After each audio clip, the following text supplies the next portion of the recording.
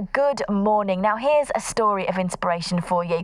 After 25 years of a life of addiction and prison, 2 years ago, Lewis Gibson decided enough was enough.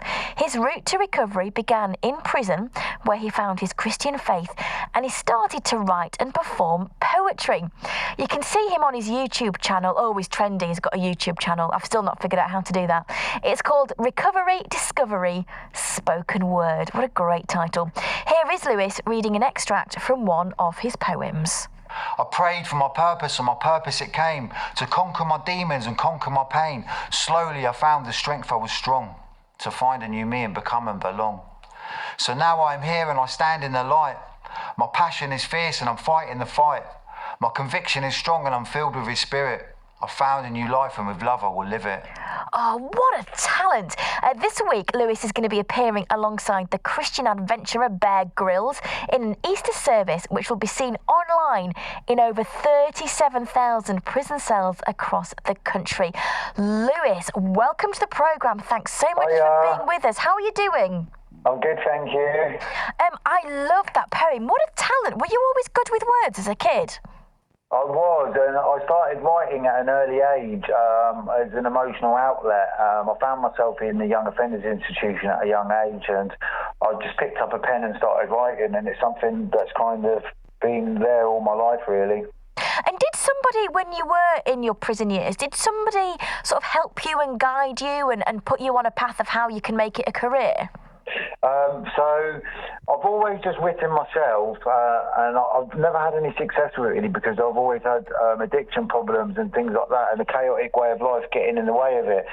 So when I was in HMP Winchester, there's a company called Barefaced Theatre, and they come in and do a show, like a course culminating in a show, and I kind of performed in front of all the prison officers and other prisoners in a chapel, and I had such a positive response after it.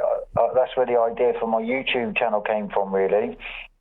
Lewis, tell me something. It's totally up to you as to how much you want to reveal about it, but you mentioned you've had a chaotic younger life, addiction struggles, and you've been in and out of prison. At your lowest moment during that period, could you have imagined that you were going to be a YouTube star, spoken word expert and talented performer, and then working with Bear Grylls?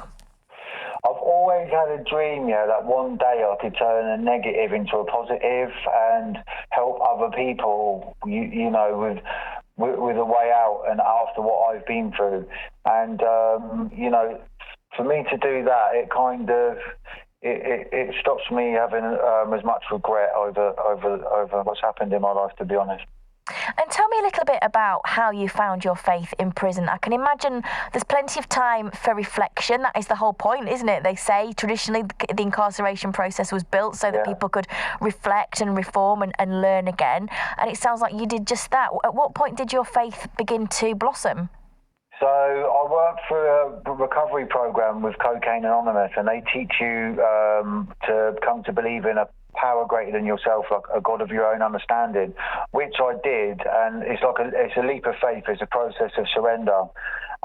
So I started praying to a God of my own understanding, and then somebody gave me a Bible, and I started reading the New Testament, and it kind of made sense to me to believe in a tangible God. So what at first started out as something mechanical, like with prayer, kind of became a daily part of my life, and like I say, I started to get faith. I started to see like clear evidence that God was working in my life. I became free, in essence, in prison. It was like the walls dissolved. Wow, that's so powerful. So when did you leave prison for the last time?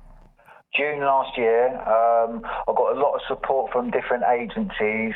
PACT, that's the Prison Advice and Care Trust. I had help from substance misuse support services like Phoenix Futures in the prison, CGL in Southampton, which is like a Change, Grow, Live. And I've just continue to accept help. Where I've always tried to do things on my own, I've plugged into a local church, Victory Gospel in Southampton, and they've been so supportive with me. A lady from the Sycamore Tree who is a victim awareness course in prison, she goes to the same church as me, and she's been so supportive. Everyone's just, I've basically just surrendered and asked for help, and everyone's been so supportive and helpful to me. Oh, Lewis, what a story! And briefly, as an aside, I'm interested. So you would have been in prison for the first part of 2020, which meant you'd have been there during lockdown. That must have been quite a scary time, not knowing if COVID was going to get in those prison walls or not. Yeah. So there was a lot of fear about COVID, but the main impact it had was, obviously, it was like a double lockdown. So we was in prison. I personally was in a position to help other people because I was a Samaritan, like a listener trained by a Samaritan. So Wow. I used to speak to people every day that was feeling suicidal or in distress. So I kind of witnessed firsthand people having deterioration in their mental health, people relapsing into drug addiction because of the restricted support services in there. So people who were previously doing well, kind of reverted back to their old coping strategies, which is such a shame. And it's still like that at the moment. People are still locked up 24 hours a day.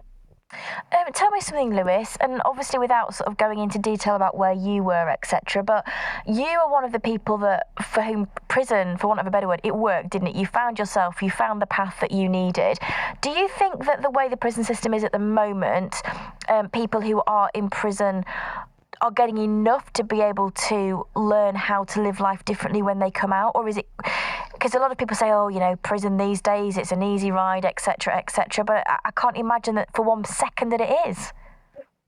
I think when you become entrenched in that way of life and thinking, it's very hard to get out of that mindset, especially when you're in prison surrounded by your peers that think the same as that. There's a lot of fear around being different, and standing out, and that's what I found. I felt like a fish swimming upstream, and I had a lot of opposition from people around me when I did start to change. But ultimately, I decided to surrender because I couldn't live that way of life anymore. And once I did, and I just kind of kept looking forward instead of back. And the main thing was my faith. I started praying every day and reading the Bible and things like that. And I really, really took strength from that. It really helped me cope. So, Lewis, what's next for you? Well, I'm hoping to turn Recovery Discovery Spoken Word, the YouTube channel, into a community interest company, and have kind of get some support to go into prisons and do talks and share my spoken word to try and inspire more prisoners to get onto this journey of recovery. Oh, amazing. And tell us a little bit about the Easter service. I know we won't be able to see it, but it's going to be broadcast in prisons, isn't it? How did you get asked to do that? So the prison ministry contacted me through the church and through the Sycamore Tree victim awareness course, and they said they had a few minutes left at the end of a show that Bear Grylls had kindly shared his testimony in his message of hope, and would I like to share some spoken words. So they recorded, the TV crew recorded me. I was just really grateful to do it, really. Like I say, I had a positive response from people who saw my spoken word in prison, and I just really wanted to add to that message of hope that Bear Grylls is going to be sharing. Lewis, honestly, I'm just so impressed by your story, and I'm so glad that you could take the time to be on the programme this morning. Just tell us again where we can find your YouTube channel. I think I'm your new biggest fan. If you type in the YouTube search bar, it's Recovery Discovery Spoken Words, and I'm just about to start collaborating with a couple of firms, Dizzy Height Drones and Film Crew for You, so we've got lots of content coming. Oh, amazing. And you know what? You could do prison radio too as well. I bet they'd love to have you. I'd love to see. I'll be your agent. I'm sorted. I'll get 10%. It's absolutely lovely to chat to you, Lewis. I hope the reaction to the special Easter service next week is exactly what you want. And thanks so much for taking time out of your day to talk to us today. Thank you. You're welcome. Thank you. You take care. What a great story.